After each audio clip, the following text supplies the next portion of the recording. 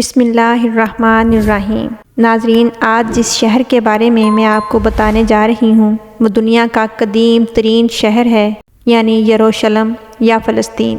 ناظرین، آج بھی اس شہر میں مذہب اور سیاست کے نام پر بے شمار حملے ہو رہے ہیں۔ یہ شہر ایسے تنازع میں مبتلا ہے جو کئی صدیوں سے نہیں سلجھ سکا۔ دنیا میں کوئی ایسا شہر موجود نہیں جس کی داستان اتنی دلخراش ہو۔ اس شہر کی داستان روشنائی سے نہیں بلکہ خون سے لکھی گئی ہے۔ کتنی ہی جنگیں اس شہر میں ہوئیں اور کتنا ہی خون بہا ہے۔ اس سرزمین پر ان سب لڑائیوں اور جنگوں کی بنیادی وجہ مذہب رہا ہے، کیونکہ دنیا کے 3 اہم اور بڑے مذاہب یعنی مسلمان، عیسائی اور یہودی اس شہر کو اپنے لیے مقدس ترین سمجھتے ہیں۔ اسی لیے یہودی اس سرزمین یعنی یروشلم پر اپنا پورا قبضہ جمانا چاہتے ہیں، جبکہ مسلمان اس سرزمین کو کسی قیمت پر نہیں چھوڑنا چاہتے، اور عیسائیوں کا ماننا ہے کہ حضرت عیسیٰ مسیح اسی شہر میں دوبارہ آئیں گے۔ ناظرین، اس شہر میں تنازع کی اصل جگہ ٹیمپل ماؤنٹ یعنی ہیکل سلیمانی ہے، جس کے لیے کئی صدیوں سے خون ریزی ہو رہی ہے اور اب بھی جاری ہے۔ آخر یہ شہر مسلمانوں اور عیسائیوں اور یہودیوں کے لیے اتنا اہم کیوں ہے، اور اس شہر یعنی یروشلم کی تاریخ کیا ہے؟ آج ہم اس تاریخ اور متنازع ترین شہر کے بارے میں جانیں گے۔ ناظرین، فلسطین انبیاء اکرام کا مسکن ہے۔ حضرت ابراہیم علیہ السلام نے اللہ کے حکم سے اسی شہر کی جانب ہجرت کی اور اسی جگہ پر اپنے بیٹے اسماعیل علیہ السلام کو قربانی کے لیے پیش کیا۔ قوم لوط پر عذاب اسی جگہ پر نازل کیا گیا۔ حضرت داؤد علیہ السلام نے اسی سرزمین پر حکومت کی اور اسی جگہ پر اپنا محراب بھی بنایا۔ حضرت سلیمان علیہ السلام نے اسی سرزمین پر بیٹھ کر پوری دنیا پر حکومت کی۔ حضرت زکریا علیہ السلام کا مزار بھی اسی شہر میں ہے۔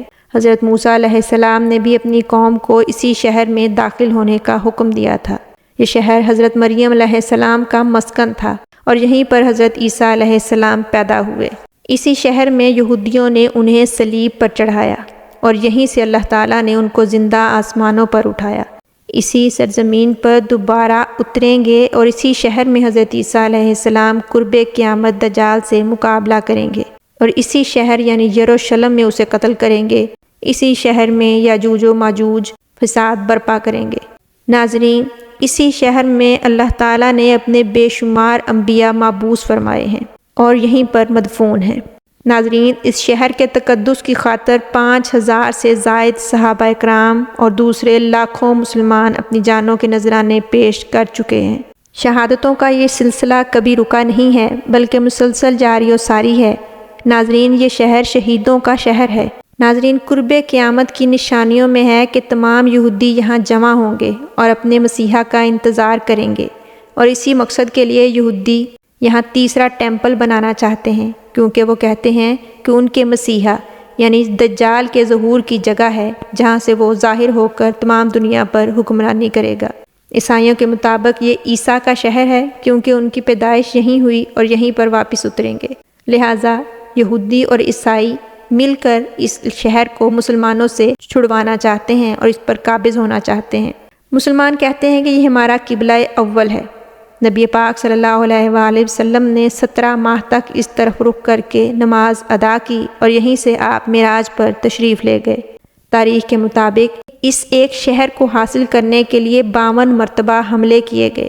مختلف ادوار میں 44 قوموں کا اس پر قبضہ رہا ہے، اور یہی پچھلے 300 سالوں سے یہودی اس شہر پر قبضہ کرنے کے لیے کوشاں ہیں، کیونکہ ان کی تمام مقدس یادیں اور مقام یعنی دیوار گریہ، ہیکل سلیمانی اور تابوت سکینہ اسی شہر میں موجود ہے۔